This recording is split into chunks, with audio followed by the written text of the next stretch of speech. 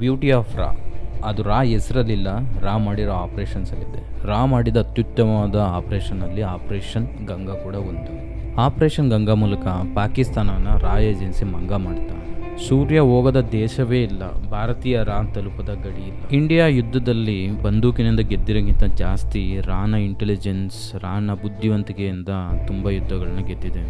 ಇತಿಹಾಸದಲ್ಲಿ ಅವ್ರ ಹೆಸರನ್ನ ಪಬ್ಲಿಕ್ ಆಗಿ ಬರ್ತಿಲ್ಲ, ಆದರೆ ಅವ್ರು ಮಾಡಿರೋ ಎಲ್ಲ ಆಪರೇಷನ್ನು ಇವತ್ತಿಗೂ ಬರೆಯಲ್ಪಟ್ಟಿದೆ. 1971 ಇಂಡಿಯಾ ಪಾಕಿಸ್ತಾನ ಯುದ್ಧ ಆಗೋಕ್ಕಿಂತ ಮುಂಚೆನೇ ಮತ್ತೊಂದು ವಾರ್ ಸ್ಟಾರ್ಟ್ ಆಗಿತ್ತು. ಅಲ್ಲಿ ಯಾವುದೇ ರೀತಿ ಗುಂಡಿನ ಸದ್ದು ಇರಲಿಲ್ಲ, ಟ್ಯಾಂಕಿನ ಗರ್ಜನೆ ಇರಲಿಲ್ಲ, ನೆರಳಿನಲ್ಲಿ ಬುದ್ಧಿವಂತಿಕೆ ಆಟ ಮಾತ್ರ ನಡೀತಾ ಇತ್ತು. 1971 ಇಂಡಿಯನ್ ಏರ್ಲೈನ್ಸ್ನ ಫೋಕರ್ F-27 ಗಂಗಾ ವಿಮಾನ ಶ್ರೀನಗರದಿಂದ ಜಮ್ಮುಗೆ ಹೋಗೋ ಸ್ಕೆಡ್ಯೂಲ್ ಇರುತ್ತೆ. ಇದರಲ್ಲಿ 26 ಪ್ಯಾಸೆಂಜರು, 4 ಕ್ರೂ ಮೆಂಬರ್ಸ್ ಇರ್ತಾರೆ. ಈ 26 ಪ್ಯಾಸೆಂಜರಲ್ಲಿ ಹಸೀಮ್ ಕುರೇಶಿ, ಅಶ್ರಫ್ ಕುರೇಶಿ ಅವರು ಕೂಡ ಇದೇ ಫ್ಲೈಟ್ನಲ್ಲಿ ಟ್ರಾವೆಲ್ ಮಾಡ್ತಾ ಇರ್ತಾರೆ. ಪ್ಲಾನ್ ಸಿಂಪಲ್ ಆಗಿರುತ್ತೆ. ಪ್ಲಾನ್ನ ಹೈಜಾಕ್ ಮಾಡೋಕ್ಕೆ ಇವ್ರು ಆಲ್ರೆಡಿ ಪ್ಲಾನ್ ಮಾಡಿರ್ತಾರೆ. ಫ್ಲೈಟ್ಗೆ ಹೋದ ತಕ್ಷಣ ಅವ್ರ ಕೈಯಲ್ಲಿ ಗನ್ನು ಮತ್ತು ಹ್ಯಾಂಡ್ ಮೇಡ್ ಬಾಂಬ್ ಇರುತ್ತೆ.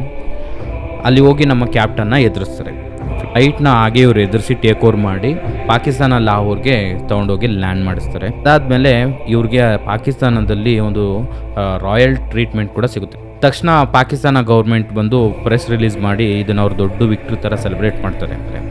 ಇದಾದ ನಂತರ ಇಂಡಿಯಾ ಗೌರ್ಮೆಂಟ್ಗೆ ಹಾಗೆ ಇಂಡಿಯಾದ ರಾಜ್ ಏಜೆನ್ಸಿಗೆ ದೊಡ್ಡ ತಲೆನೋವಾಗುತ್ತೆ. ಫ್ಲೈಟ್ ಹೈಜಾಕ್ ಆದಮೇಲೆ ಪಾಕಿಸ್ತಾನ ಕುಣಿದು ಕುಪ್ಪಳಿಸ್ತಾ ಇರ್ತದೆ. ಬಟ್ ಆ ಸೆಲೆಬ್ರೇಷನ್ ಹಿಂದೆ ಎಂಟೈರ್ ಪಾಕಿಸ್ತಾನದ ಹಿಸ್ಟ್ರಿಯ ದಿಕ್ಕನ್ನೇ ಚೇಂಜ್ ಆಗುತ್ತೆ ಅಂತ ಪಾಕಿಸ್ತಾನಕ್ಕೆ ಅರಿವಾಗಿರಲಿಲ್ಲ. ಮುಂದಿನ ಭಾಗದಲ್ಲಿ ಪಾರ್ಟ್ 2 ವಿಡಿಯೋ ನೋಡಿ. Thank you so much.